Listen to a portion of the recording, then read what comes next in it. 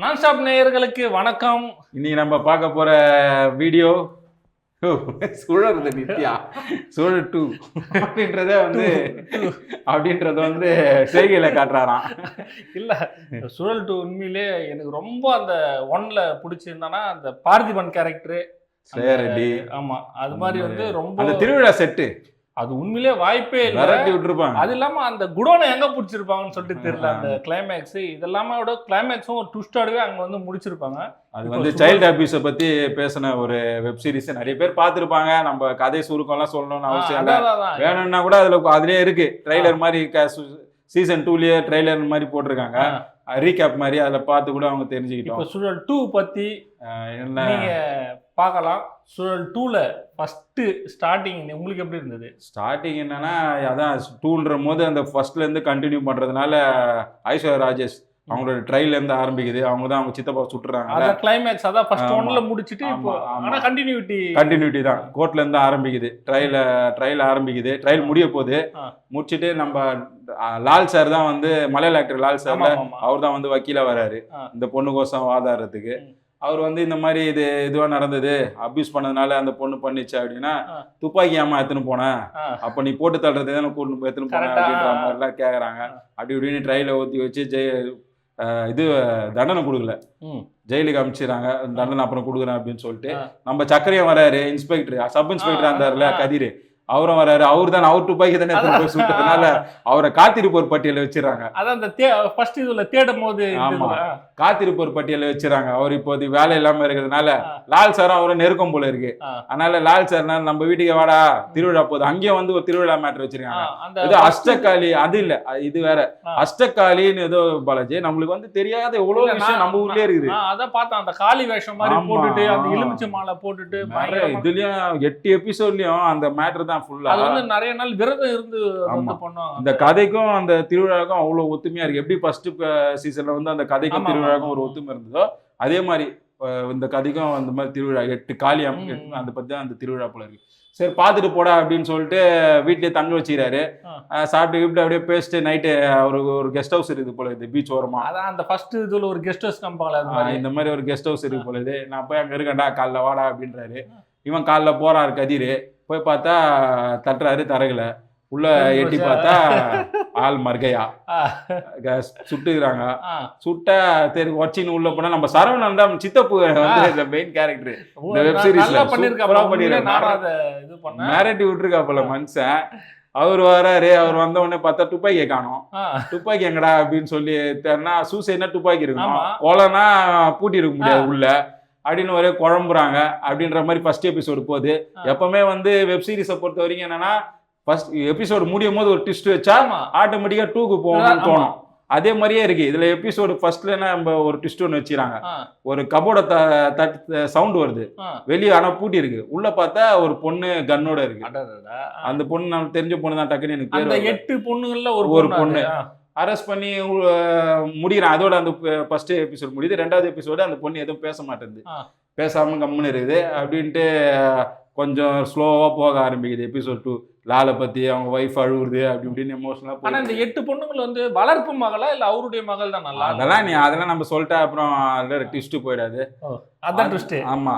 அப்புறம் என்னடா 2வது எபிசோடு போரா இருக்கு, கொஞ்சம் ஸ்லோவா இருக்கே, போர் இல்ல சாரி ஸ்லோவா இருக்கே அப்படின்னும் போதுதான் ஒரு ட்விஸ்ட் நாங்க வைக்கிறாங்க. இந்த அஷ்டகாளி அப்படின்றது 8 காளி பயங்கர அந்த கோயில் திருவிழா மாதிரி சாம்சியஸ் அந்த இடத்துல மிரட்டி விட்டாதான் சொல்ல மியூசிக்ல ஒரு சாங்கு அதுக்கேற்ற மாதிரி போட்டு. இந்த ஒரு 7 பொண்ணுங்க ஏற்கனவே உள்ள ஒரு பொண்ணு இருக்கு, அது இல்லாம ஒரு 7 பொண்ணுங்க அந்த ஒரு 5 டிஸ்ட்ரிக்ட்ல அந்தந்த போலீஸ் ஸ்டேஷன்ல வந்து சரண்டர் ஆகுது. நான் தான் அந்த வக்கீல கொன்னேன், நான் தான் அந்த வக்கீல கொன்னேன் அப்படி இப்படின்னு சரண்டர் ஆகி சூப்பரா முடிகிறாங்க செகண்ட் எபிசோட். இந்த விஷயங்கள்லாம் அந்த 8 பொண்ணோட இதுக்கப்புறம் ஏன் இவங்க கொலை பண்ணாங்க, ஏன் எல்லாரும் ஒரே மாதிரி சொல்றாங்க, அவர் செல்லப்பா உண்மையிலேயே அவர் தற்கொலை பண்ணிக்கினாரா இல்ல இவங்க தான் போட்டு தள்ளினாங்களா அப்படின்றத மாதிரிதான் மீதி 6 எபிசோட் வந்து அப்படியே போயிட்டு இன்வெஸ்டிகேஷன் 6 எபிசோடும் போகுது.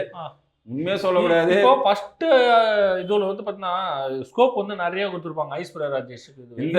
இதுல எப்படின்னா ஸ்கோப்ன்றது வந்து அந்த ஜெயில மட்டும் தான் அவங்களுக்கு ஒரு ஸ்கோப்பு. இந்த 8 பொண்ணுங்களை வந்து ஜெயில தான் அனுப்புறாங்க, சப் ஜெயில் மாதிரி. அது அங்க அனுப்புறாங்க. அங்க வந்து கதிர் வந்து ஹெல்ப் கேட்கற மாதிரி ஐஸ்வர்யா ராஜேஷ். இந்த 8 பொண்ணுங்களுக்கு சம்மந்தம் இருக்குதா இல்லையான்ற மாதிரி எனக்கு கொஞ்சம் விசாரிச்சு சொல்லு அப்படின்ற மாதிரி ஐஸ்வர்யா ராஜேஷுக்கு இந்த இதுல வெப் சீரிஸ்ல வேலை இருக்கு ஃபுல்லாவே 8 எபிசோடுமே அவங்களுக்கு வேலை இருக்கு. இப்போ அதான் என்னை பொறுத்தவரைக்கும் அந்த படம் அதான் எபிசோட்லாம் கொஞ்சம் அப்படியே விறுவிறுப்பாக, ஆனா அந்த பார்த்த ஆடியன்ஸ் என்ன சொன்னா கொஞ்சம் வந்து ஒரு 3 எபிசோட் ஸ்லோவா இருக்குது அப்படின்னு. ஸ்லோவா இருக்கு, அது என்ன பண்றது, எபிசோடு வெப் சீரிஸ்னாவே என்னன்னா படம்னா உனக்கு 2 மணி நேரத்துல முடிச்சாகணும், ஒரு 4 மணி நேரம் 2.5 மணி நேரத்துல முடிச்சாகணும். ஆனா எபிசோடு போது ஒன்னு 45 நிமிஷம் எடுத்தே ஆகணும்ன்ற அதுக்கு ரூல்ஸ்ன்னு அந்த மாதிரி அவங்களுக்கு இருக்கு. ஒரு அமேசான்ற மாதிரி ஒரு வெப் சீரிஸ்னா அவங்க வந்து ஒரு ரூல்ஸ் இவ்வளவு மணி நேரம் இருக்கணும் அப்படின்றதெல்லாம் வைப்பாங்க. அதனால கொஞ்சம் இழுக்கும் போது அப்படி இருக்கு.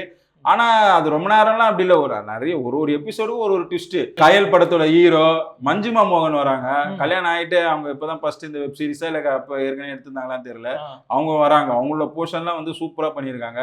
அப்புறம் ஒரு 8 சின்ன பொண்ணுங்க நடிச்சிருக்கு, அந்த போர்ஷன்லாம் சூப்பரா பண்ணிருக்காங்க. இவ்வளவு விஷயங்கள் இருக்கு. இந்த புஷ்கர் காயத்ரியோட அவங்களுடைய எஃபர்ட் எந்த அளவுக்கு இருக்குன்னா, எப்படி வந்து ஃபர்ஸ்ட் சீசன்ல வந்து அந்த சைல்டு அபியூஸை பத்தி பேசுவாங்களோ இதுல வந்து இந்த பெண்களை கடத்தி விக்கிறாங்க பாத்தியா, ஹியூமன் டிராஃபிக், அந்த பத்தியான பேசுற கரெக்டா அவங்களோட வேலை என்ன, ஹெட் அவங்க என்ன பண்ணணும். டைரக்ட் பண்ணது வந்து பிரம்மா, அப்புறம் இன்னொருத்தர் டைரக்ட் 2 பேர் டைரக்ட் பண்ணிருக்காங்க. ஒருத்தர் 3 எபிசோடு, ஒருத்தர் 4 எபிசோடு, 5 எபிசோடு டைரக்ட் பண்ணிருக்காங்க. அந்த கோஆர்டினேஷன், ஆமா, இவங்க கோஆர்டினேட் பண்ணி நல்லா ஹெட் கிரியேட்டிவ் ஹெட்னு இருக்காங்க, நல்லாவே பண்ணிருக்காங்க, நல்லா பண்ணிருக்காங்க. ஆனா லொகேஷன்லாம் நல்ல லொகேஷன், அதுவும் அந்த திருவிழா செட்டா இல்ல இவங்க கேமரா ஒழிச்சு வச்சு எடுத்தாங்களா கண்டே பிடிக்கும். அந்த பிரம்மாண்ட தெரிஞ்சு பாலாஜி பொதுவா இந்த வெப் சீரிஸ்ல வரும், அதையும் இப்ப எல்லாம் ரூமுக்குள்ளேயே எடுக்க ஆரம்பிச்சாங்க, சீரியல் மாதிரி எடுக்க ஆரம்பிச்சாங்க. இது பேர் வெப் சீரிஸ், ரூம் மாதிரி எடுக்க ஆரம்பிச்சிட்டாங்க. ஆனா இதெல்லாம் வந்து அவ்வளவு எல்லாமே லைவ் லொகேஷனு, கடற்கரை, அதை சுத்தியான இடம் எல்லாம் மிரட்டி விட்டாங்க. கேமரா ஒர்க்கு, சாம் சிஎஸோட பேக்ரவுண்ட் ஸ்கோர் எல்லாமே சூப்பரா இருக்கு. கிளைமேக்ஸ் தான் வந்து எல்லாரும் வந்து பேசக்கூடிய ஒரு கிளைமேக்ஸ் ட்விஸ்ட், யாருன்னு வந்து தெரியும் போது. ஆனா உண்மையிலேயே வந்து அது ஒரு 7வது எபிசோட்ல தான் தெரியுது யார் வந்து இதெல்லாம் பண்றாங்க அப்படின்னு சொல்லி.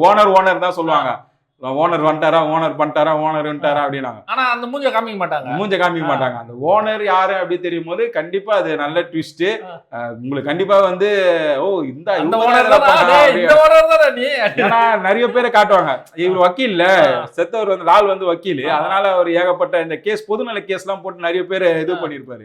அதனால அவங்களா இருக்குமோ இவங்களா இருக்கும், அந்த ஒரு எபிசோட்லயும் இருக்கும். அது ஒன்னொன்னா உடைச்சிட்டு லாஸ்ட்ல அதான் வெப் சீரிஸோட வெற்றியே என்ன சொல்லணும்னா, நம்ம யாரை எதிர்பார்த்தோமோ அவங்க இல்லாம இன்னொருத்தரை காட்டுவாங்க பாத்தியா, அந்த மாதிரி அதுல வந்து இவங்க வெற்றி அடைஞ்சா சொன்னோம். இன்னும் என்னன்னா கொஞ்சம் லாஜிக் மிஸ்டேக்ஸ்லாம் நிறைய இருக்கு.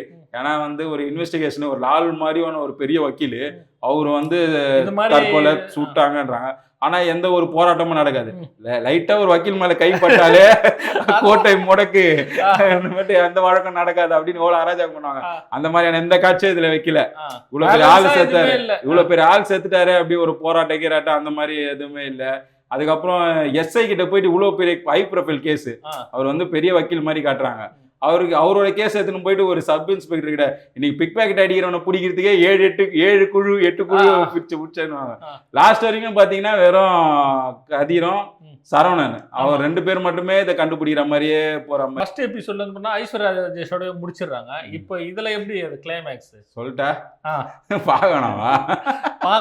பார்க்கணும் பார்த்துட்டு சொல்லுங்க. சூழல் 3 வருமா இல்லையான்ற நீங்களே முடிவு பண்ணுங்க, பார்த்துட்டு நீங்களே முடிவு பண்ணிக்கங்க.